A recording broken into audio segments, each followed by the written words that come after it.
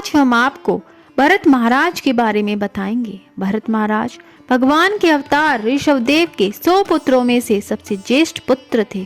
भगवान की भक्ति करने हेतु वह राज्य का सुख छोड़कर वन में पुलह आश्रम में रहने लगे। उनकी भक्ति इतनी तीव्र थी कि भरत महाराज जल्दी ही भाव स्तर तक पहुंच गए।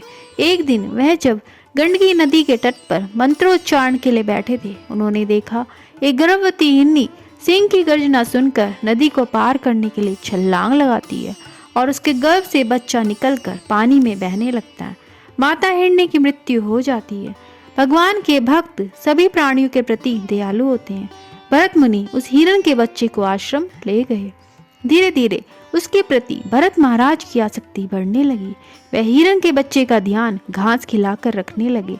वह बड़ी सतर्कता के साथ हिरण की रक्षा करते। कभी हिरण को खुजली होती तो वह उसको सहलाते, कभी प्यार से चूमते।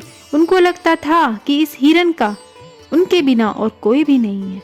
उस मृग के प्रति आसक्ति बढ़ जाने के कारण राजा भरत उसी के साथ लेटते, टहलते, स्नान करते और खाना भी खाते।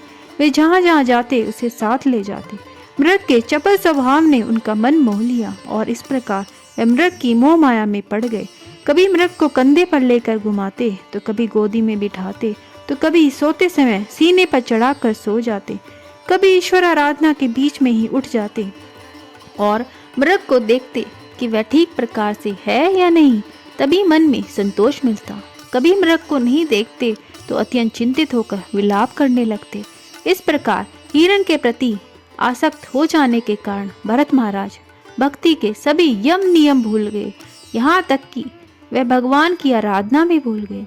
मृत्यु के समय भी उनके ध्यान में हिरण की चिंता रहने के कारण उनको अगला जन्म हिरण का लेना पड़ा। भक्तों की संगति में भक्ति करने से हम माया के बड़े से बड़े प्रभाव से बच सकते हैं, परंतु भरत मुनि के पास ऐसा कोई भी नहीं था जो उनको बता सके कि हिरण के प्रति उनका ध्यान अंत समय में ज़्यादा और भगवान के प्रति कम हो जाएगा, जिसके कारण उनको पशु योनि हिरण के शरीर में प्रवेश करना पड़ा। पर भगवान श्री कृष्ण की कृपा से उनको पूर्व जन्म में याद रहा और वह अन्य हिरणों से अलग ऋषि के आश्रम के पास सूखा पत्ता खाते हुए दिन बिताने लगे। हिरण के जन्म के बाद उनको जड़ भरत के रूप में मनुष्य जन्म मिलता है। तब वह अत्यंत सावधानी से भगवान की भक्ति में जीवन बिताने लगे। जड़ भरत के जन्म के बाद उनको भगवत धाम प्राप्त हुआ और इस तरह माया से उनकी रक्षा हुई। हरे कृष्णा।